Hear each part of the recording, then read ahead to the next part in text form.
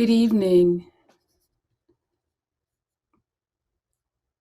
It's my privilege to read this letter that has been birthed from the hearts of people who love God and love children and love this country.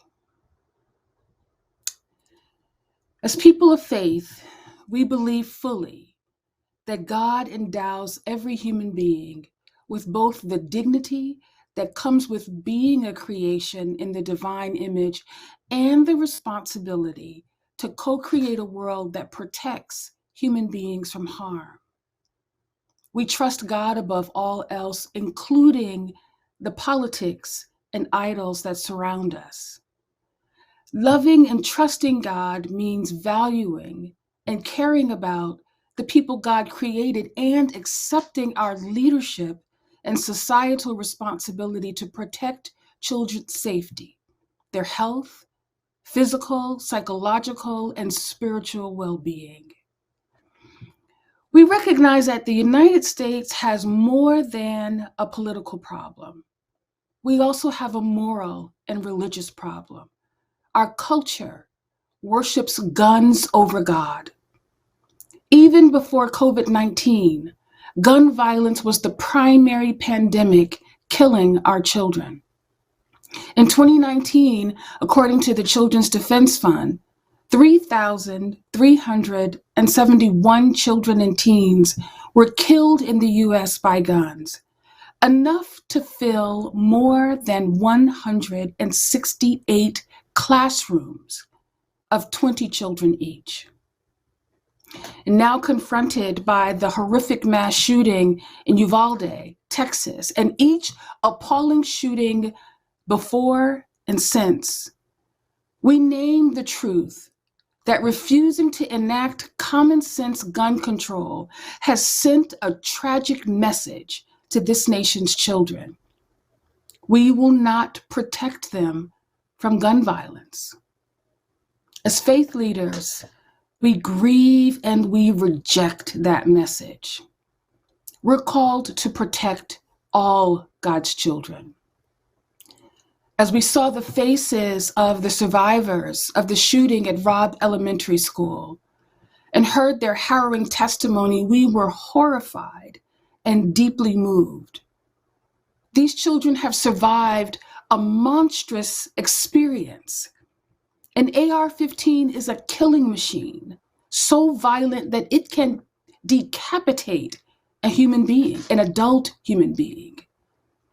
We heard the painful juxtaposition of childhood innocence and the power of military-grade weapons in the hands of civilians, in the words of one survivor, Mia Cirillo. All of my friends are dead, the 11-year-old testified to Congress, explaining how she survived only by smearing her best friend's blood over herself and pretending she was dead too. The coroner who saw the bodies of Mia's friends has said he will never, ever speak of what he saw. His statement demonstrates how the initial moments and hours of violence ripple out and become our shared, ongoing, and perpetual trauma. When a member of Congress asked Mia what she most wanted now, she simply said security. She just wanted safety. And when asked if she's afraid to go back to school, Mia quickly nodded her head yes. When asked if she thought this nightmare would happen again, she nodded again yes. And her father teared up in the hearing when he said his daughter isn't the same playful, happy little girl anymore. What is our shared future? What is our collective now? If millions of children like Mia give up on the hope that adults will protect them from gun violence. Mia's testimony also means something else to us. We must not turn the page. We must not turn away. Other parents grieving the murders of their children should not have to wonder whether Congress will face the carnage of their loved ones and muster the courage to lead. And though these children were murdered as they enjoyed the last few days of their school year, they are not martyrs. They did not give up their lives. They were murdered. We do not need new data, new graphic images, or to hear any other voices crying out other than those we have already heard, our children's voices and God's voice. And we must act now boldly. Our shared scriptures and wisdom traditions inspire us to protect children and to deliver safety for all children.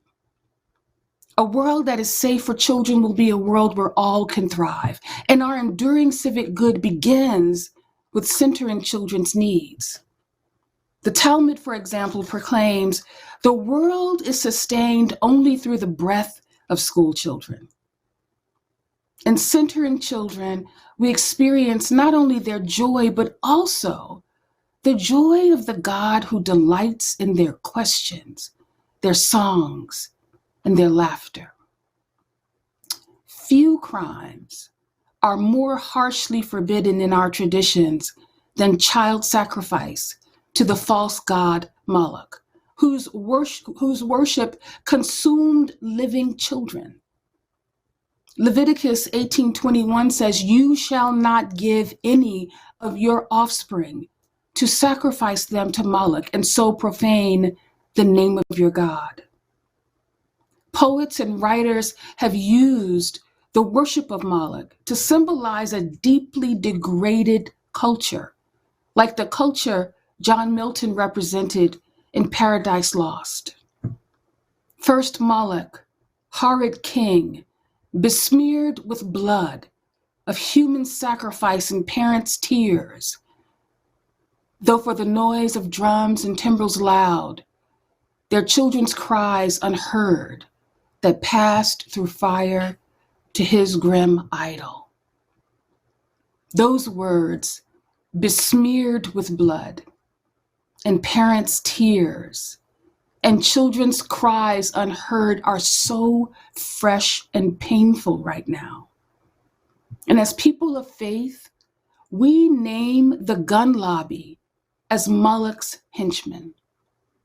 They and their killing machines have made our children sacrificial lambs in their vile and profane worship of death. We do not accept the Second Amendment as an excuse. Even the very conservative interpretation of the Second Amendment that Justice Scalia offered in District of Columbia v. Heller states that the right secured by the Second Amendment is not unlimited. Guns for hunting and sport are not false gods, and neither is responsible ownership, gun ownership, which many of our congregants support. But weapons of war do not belong in civil society. The Senate is finally moving to strengthen risk protection orders, red flags, and enhance background checks for 18 to 21-year-old gun buyers. These are important initial steps in the right direction. And in a country where there are more civilian-owned guns than people, and where gun sales skyrocket after mass shootings, our children depend on us to do more. As faith leaders, we demand common sense and widely supported universal background checks on all gun purchases, with required waiting periods and gun safety training as necessary, and extreme risk protection order laws to enable law enforcement, educators, and social and mental health workers to protect children and communities. It is entirely consistent with the Second Amendment to ban assault weapons and automatic bullet magazines for civilians when military-grade weapons serve no other useful purpose except to kill as many people as possible, as quickly as possible. Our actions must speak loudly to this nation's children, loudly enough so that those who now mourn the loss of grandmothers and young adults killed for being Black in Buffalo, and those who still mourn fellow worshipers murdered in a Pittsburgh synagogue, a historic Black church in Charleston, and a Sikh temple in Oak Creek, they hear us and do not give up hope.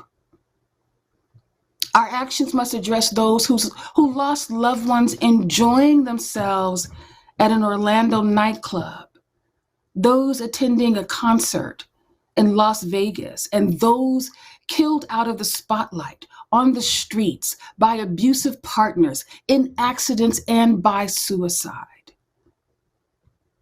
And our actions must meet grieving families and teachers in Newtown, Parkland, Uvalde, whose surviving students fear returning to school, and young Americans and teachers across the country who wonder if their school will be next. We appeal to the hearts and minds of our lawmakers. Respect the will of the majority of the American people and enact responsible gun legislation now. In the words of the Prophet Muhammad, each of you is a shepherd for your flock and will be asked concerning them, especially the children. What will you say? We know what we will say. Our moral voices, individual consciences, and sense of political responsibility compel us to demand and work for the changes required to protect children and communities. Our faith-based organizing will educate our congregations, communities, and stakeholders on where those elected to serve the will of the people stand on responsible gun legislation. Faith says enough, and this is the time to act. We offer these words from the depths of our heart, but also our determination.